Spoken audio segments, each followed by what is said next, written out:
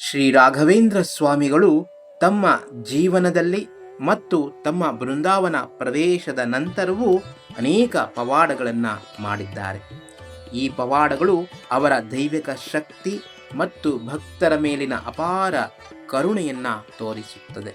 ಕೆಲವು ಪ್ರಮುಖ ಪವಾಡಗಳು: ಒಣಮರ ಚಿಗುರಿಸಿದ ಪವಾಡ. ಒಮ್ಮೆ ನಾಸ್ತಿಕನಾದಂತಹ ಒಬ್ಬ ಹಳ್ಳಿಯ ಮುಖಂಡನು ರಾಯರ ಶಕ್ತಿಯನ್ನು ಪರೀಕ್ಷಿಸಲು ಒಣಗಿದ ಗಟ್ಟಿಯಾದ ಮರದ ತುಂಡನ್ನು ನೀಡಿ ಅದನ್ನು ಚಿಗುರುವಂತೆ ಸವಾಲು ಹಾಕಿದನು. ಆಗ ರಾಯರು ತಮ್ಮ ಕಮಂಡಲದಿಂದ ನೀರನ್ನು ಚಿಮುಕಿಸಿ ವೈದಿಕ ಮಂತ್ರವನ್ನು ಪಠಿಸಿದರು. ಸ್ವಲ್ಪ ಸಮಯದಲ್ಲೇ ಆ ಒಣಮರವು ಹೊಸ ಹಸಿರು ಎಲೆಗಳಿಂದ ಚಿಗುರಿತು. ಬ್ರಿಟಿಷ್ ಅಧಿಕಾರಿ ಸರ್ ಥಾಮಸ್ ಮನ್ರೋರವರಿಗೆ ದರ್ಶನ. ಮಂತ್ರಾಲಯದ ಸ್ಥಳವನ್ನು ಈಸ್ಟ್ ಇಂಡಿಯಾ ಕಂಪನಿಯು ವಶಪಡಿಸಿಕೊಳ್ಳಲು ಬಂದಾಗ ಬ್ರಿಟಿಷ್ ಅಧಿಕಾರಿ ಸರ್ ಥಾಮಸ್ ಮನ್ರೋರವರು ರಾಯರ ಮಹಿಮೆಯನ್ನು ಕೇಳಿ ಸ್ವತಃ ಪರಿಶೀಲಿಸಲು ಬಂದರು. ಆಗ ರಾಯರು ತಮ್ಮ ಬೃಂದಾವನದಿಂದ ಹೊರಬಂದು ಮನ್ರೋ ಜೊತೆ ಇಂಗ್ಲಿಷ್ನಲ್ಲಿ ಮಾತನಾಡಿದರು. ರಾಯರು ಕೇವಲ ಮನ್ರೋರವರಿಗೆ ಮಾತ್ರ ಕಾಣಿಸಿಕೊಂಡರು, ಬೇರೆ ಯಾರಿಗೂ ಕಾಣಿಸಲಿಲ್ಲ.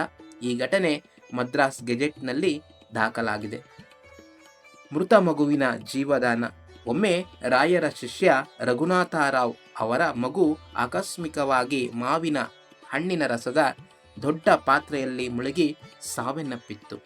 ರಾಯರು ತಮ್ಮ ಪ್ರಾರ್ಥನಾ ಶಕ್ತಿಯಿಂದ ಮಗುವಿಗೆ ಪವಿತ್ರ ಪಾದೋದಕವನ್ನು ಚಿಮುಕಿಸಿ ಬದುಕಿಸಿದರು. ಮಾಂಸವನ್ನು ಹೂವು ಹಣ್ಣುಗಳಾಗಿ ಪರಿವರ್ತಿಸುತ್ತಿದ್ದು. ಮಂತ್ರಾಲಯದ ಜಾಗವನ್ನು ನವಾಬನಿಂದ ಪಡೆಯುವ ಸಂದರ್ಭದಲ್ಲಿ ನವಾಬನು ರಾಯರನ್ನು ಅವಮಾನಿಸಲು ಮಾಂಸದ ತಟ್ಟೆಯನ್ನು ಕಳುಹಿಸಿದರು. ರಾಯರು ಆ ಮಾಂಸದ ಮೇಲೆ ನೀರು ಚಿಮಿಸಿದಾಗ ಅದು ತಕ್ಷಣವೇ ತಾಜಾ ಹಣ್ಣುಗಳು ಮತ್ತು ಹೂವುಗಳಾಗಿ ಬದಲಾಯಿತು. ಇದನ್ನು ಕಂಡು ನವಾಬನು ಆಶ್ಚರ್ಯಚಕಿತನಾಗಿ ರಾಯರ ಕಾಲಿಗೆ ಬಿದ್ದು ಕ್ಷಮೆ ಯಾಚಿಸಿದನು.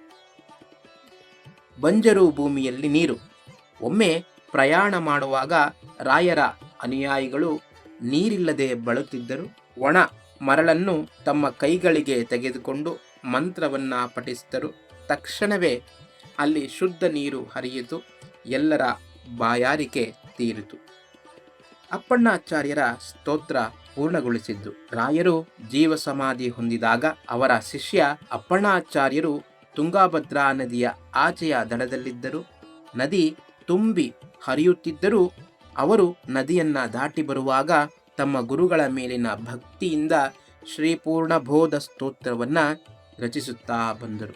ಅವರು ತಲುಪುವಷ್ಟರಲ್ಲಿ ರಾಯರ ಬೃಂದಾವನದ ಕೊನೆಯ ಕಲ್ಲು ಇಡಲಾಗಿತ್ತು.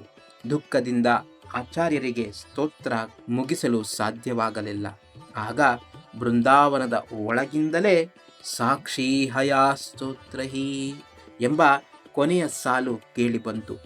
ಈ ಪವಾಡಗಳು ಇಂದಿಗೂ ಸಹ ನಡೆಯುತ್ತಿದ್ದು ಮಂತ್ರಾಲಯಕ್ಕೆ ಬರುವ ಭಕ್ತರು ರಾಯರ ಅನುಗ್ರಹವನ್ನು ಪಡೆಯುತ್ತಿದ್ದಾರೆ ಎಂದು ನಂಬಲಾಗಿದೆ. ಶ್ರೀ ರಾಘವೇಂದ್ರಾಯ ನಮಃ.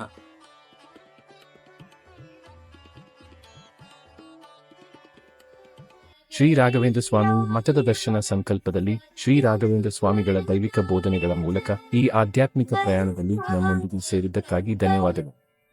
ಈ ಭಾವಪೂರ್ಣ ಅನುಭವವನ್ನು ನೀವು ಆನಂದಿಸಿದ್ದರೆ ಶ್ರೀ ರಾಘವೇಂದ್ರ ಸ್ವಾಮಿಗಳ ಬೋಧನೆಗಳು ಮತ್ತು ಪವಾಡಗಳಿಗೆ ಮೀಸಲಾದ ಹೆಚ್ಚಿನ ಪುಷ್ಟೀಕರಿಸುವ ವಿಷಯಕ್ಕಾಗಿ ರಾಯರ ಭಕ್ತ ಚಾನೆಲ್ಗೆ ಚಂದಾದಾರರಾಗಲು ಮರೆಯಬೇಡಿ. ಅಧಿಸೂಚನೆಗಳನ್ನು ಸ್ವೀಕರಿಸಲು ಬೆಲ್ ಐಕಾನ್ ಅನ್ನು ಒತ್ತಿರಿ ಮತ್ತು ಭಕ್ತಿಯ ಸಾಗರದಲ್ಲಿ ಮುಳುಗುವ ಅವಕಾಶವನ್ನು ಎಂದಿಗೂ ಕಳೆದುಕೊಳ್ಳಬೇಡಿ. ಆಧ್ಯಾತ್ಮಿಕ ಕಂಪನಗಳನ್ನು ಹರಿಯುವಂತೆ ಮಾಡಲು ಸಾಮಾಜಿಕ ಮಾಧ್ಯಮದಲ್ಲಿ ನಮ್ಮೊಂದಿಗೆ ಸಂಪರ್ಕದಲ್ಲಿರಿ. ರಾಯರ ಭಕ್ತ Facebook, Instagram, Twitter, Threads, YouTube, Telegram channel, WhatsApp channel ನಮ್ಮ ಆಧ್ಯಾತ್ಮಿಕ ಕುಟುಂಬದ ಭಾಗವಾಗಿದ್ದಕ್ಕಾಗಿ ಧನ್ಯವಾದಗಳು. ಮುಂದಿನ ವಿಡಿಯೋದಲ್ಲಿ ಮತ್ತೆ ಭೇಟಿಯಾಗುವವರೆಗೂ ಶ್ರೀ ರಾಘವೇಂದ್ರ ಸ್ವಾಮಿಗಳ ಆಶೀರ್ವಾದ ಸದಾ ನಿಮ್ಮ ಮೇಲಿರಲಿ. ಓಂ ಶ್ರೀ ರಾಘವೇಂದ್ರಾಯ ನಮಃ.